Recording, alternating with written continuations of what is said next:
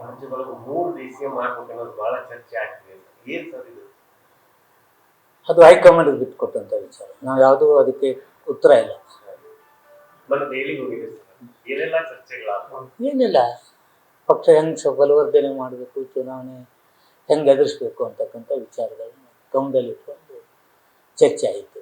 ಈಗ ರಾಮ ಮಂದಿರಕ್ಕೆ ನಾವು ಉದ್ಘಾಟನೆ ನಾವು ಹೋಗಲ್ಲ ಅಂತ ಕಾಂಗ್ರೆಸ್ನವರು ಹೇಳ್ತಾರೆ. ಕಾಂಗ್ರೆಸ್ನವರೆಲ್ಲರೂ ಕೂಡ ಹಿಂದೂ ವಿರೋಧಿಗಳು. ಅವ್ರು ಹೋಗಲಿಲ್ಲ, ನಾವು ತಾಳವ, ಕಂಠವ, ದುರ್ಗವ್ವ, ದ್ಯಾಮವ್ವ, ಹನುಮಂತಿಯವರು ನಾವು ಊರಾಗ ಹೋಗ್ತಾ ಇಲ್ಲ. ನಾವೆಲ್ಲ ಹಿಂದೂಗಳಲ್ಲಿ. ರಾಮ ಮಂದಿರಕ್ಕೆ ಹೋದ್ರೆ ಅಷ್ಟೇ ಹಿಂದೂಗಳ.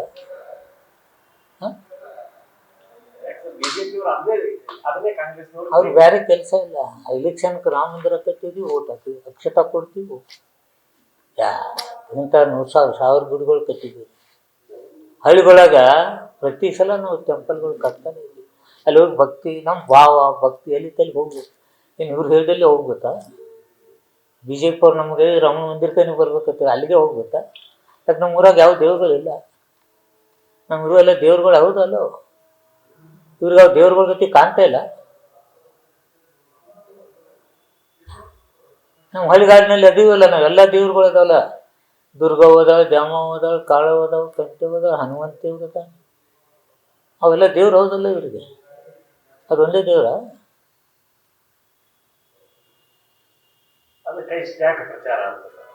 ಅವ್ರು ಇಲೆಕ್ಷನ್ ಸಂಬಂಧ ಮಾಡ್ಕೊಳಕತ್ತಾರಿ. ಇದನ್ನ ರಾಮನ್ನ ಒಯ್ದು ಇಲೆಕ್ಷನ್ಗೆ ರಾಮ ನಿನ್ನ ಹೆಸರು ಹೇಳಿ ನಾವು ಬರ್ತೀವಿ ಅಧಿಕಾರಕ್ಕೆ. ಯಾರಿಗೇನು ಉಪಕಾರ ಮಾಡಲ್ಲ, ಯುವಕರಿಗೆ ಉದ್ಯೋಗ ಕೊಡೋದಿಲ್ಲ, ಬಡವ್ರಿಗೆ ಅನ್ನ ಕೊಡೋದಿಲ್ಲ.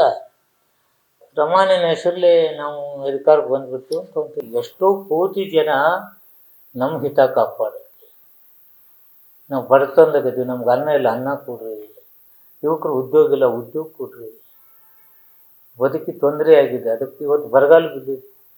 ಜನರು ಅಲ್ಲೇ ಉದ್ಯೋಗಕ್ಕಾಗಿ ಎಲ್ಲೆಲ್ಲಿಗೂ ಹೋಗ್ತಕ್ಕಂಥ ಪರಿಸ್ಥಿತಿ ನಿರ್ಮಾಣ.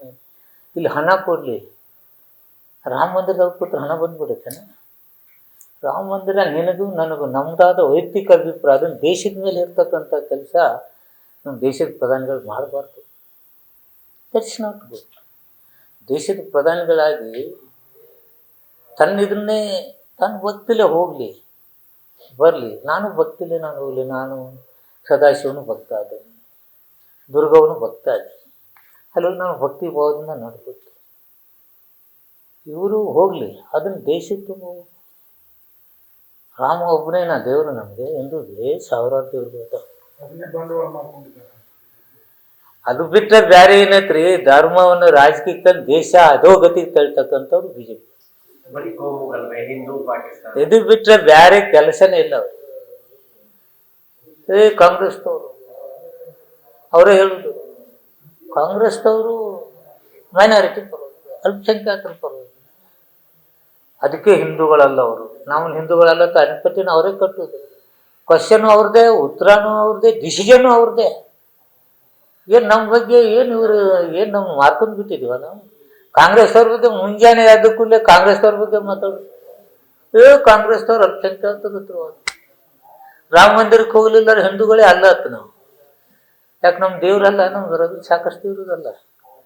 ರಾಮನು ನಾವು ಭಕ್ತಿಯಿಂದ ಅವನು ಪೂಜೆ ಮಾಡ್ತೇವೆ, ಮಾಡಬಾರ್ದತ್ತಲ್ಲ. ಇವ್ರು ಹೇಳಿದ ದಿವಸ ನಾವು ರಾಮ ಮಂದಿರಕ್ಕೆ ಹೋಗ್ಬೇಕು. ಇವ್ರು ಹೇಳಿ ಅಕ್ಷತಾ ಕೊಡೋದು ನೋಡಪ್ಪ. ಅವ್ರು ನಮ್ಮ ಅಕ್ಕಿನೇ ಅಕ್ಷತೆ ಅದು ಕೊಡೋದು. ಇವ್ರದ್ದೇನು ಕೆಲಸ? ಇವ್ರದ್ದೇನು ಕೆಲಸ? ಹಿಂದೂ ಧರ್ಮದಲ್ಲಿ ಎಷ್ಟೋ ಅನಿಷ್ಟ ಪದ್ಧತಿಗಳದ, ಅಸ್ಪೃಶ್ಯತೆ, ಹಲವಾರು ಮೂಢನಂಬಿಕೆಗಳಿಗೆ ಬಲಿಯಾಗ್ತಕ್ಕಂಥ. ಅದ್ರ ಬಗ್ಗೆ ಮಾತಾಡೋದು ಅದಾರಿ. ಅದಕ್ಕೆ ಮಠ ಮಂದಿರಗಳದಾರು, ಸ್ವಾಮೀಜಿಗಳದಾರೆ. ಶಂಕರಾಚಾರ್ಯ ಮಠದವರು ಒಪ್ಪನಗೊಂಡ ಮಠ ಉದ್ಘಾಟನೆ ಆಗ್ಬಾರ್ದಂತೀವಿ. ಅವ್ರ ಮಾತಿಗೆ ಬೆಲೆ ಇಲ್ಲ. ಇವ್ರು ಹೆಂಗಿದ್ದು ಧರ್ಮದ ಹೋಲಿಸ್ಕೊಂಡ್ರೆ ಸುಮ್ಮನೆ ಹೇಳ್ಕೊತ ರಾಜಕೀಯ ಕಲ್ತಲ್ಲ ಇದು. ರಾಮ ಮಂದಿರ ರಾಜಕೀಯ ಉಪಯೋಗ ಮಾಡ್ಕೊಳಕತ್ತಿಲ್ಲ. ಎದಕ್ಕೆ ಉಪಯೋಗ ಮಾಡ್ಕೊಳಕತ್ತಿಲ್ಲ? ಶಂಕರಾಚಾರ್ಯ ಹೇಳಿದ ನಂತರ ಹೌದಪ್ಪ ಒಪ್ಪನ್ಗೊಂಡು ಮಾಡಬೇಕು. ಇವ್ರಿಗೆ ಯಾಕೆ ತುರ್ತು ಏನು? MP ಎಲೆಕ್ಷನ್ಗೆ ರಾಮ ಮಂದಿರ ಕಟ್ಟಿದ್ವಿ ನಾವು. ಗುಡಿ ದಿವಸ ಕಟ್ತೀವಿ ರೀ. ನಮ್ಮ ಕ್ಷೇತ್ರಗಳಿಗೆ ಎಲ್ಲ MLಗಳು ಕಟ್ತೀವಿ. ಎಲ್ಲ ಜಾತಿ ಜನಾಂಗದವ್ರಿಗೆ ಒಂದೊಂದು ಗುಡಿ ಕಟ್ತೀವಿ. ಅವ್ರ ಭಕ್ತಿಲೇ ಈಗ ಅಸ್ಪೃಶ್ಯರು ಕೆಲವು ಗುಡಿಗಳಿಗೆ ಕರ್ಕೊಳ್ಳೋದಿಲ್ಲ. ಅಲ್ಲಿ ದುರ್ಗವನ ಗುಡಿ ಕಟ್ತೀವಿ. ಹೌದಲ್ಲ? ಇವೆಲ್ಲವೂ ಎಲ್ಲ ಜಾತಿ ಜನಾಂಗರು ಹಿಂದೂ ಧರ್ಮದಲ್ಲಿ ಭಕ್ತಿ ಭಾವದಿಂದ ಇರ್ಲಿಕ್ಕೆ ನಾವು ಇವ್ರು ಒಂದೇ ಕಟ್ಟುದು. ಅಯೋಧ್ಯೆಗೆ ಹೋಗ್ತಾವ ನಮ್ಮ ಹಳ್ಳಿಯ ಜನ ಖರ್ಚು ಮಾಡಿ ಹೋಗೋಕ್ಕಾಗತ್ತೆ? ಅಯೋಧ್ಯೆ ರಾಮ ಮಂದಿರ ಒಂದೇ ದೇವ್ರ ನಮಗೆ? ಅವನು ದೇವರೇ ಸಾವಿರಾರು. ನ್ಯೂಸ್ ಫಸ್ಟ್ ನಿರ್ಭೀತಿಯಿಂದ ನಿಮ್ಮ ಪರವಾಗಿ.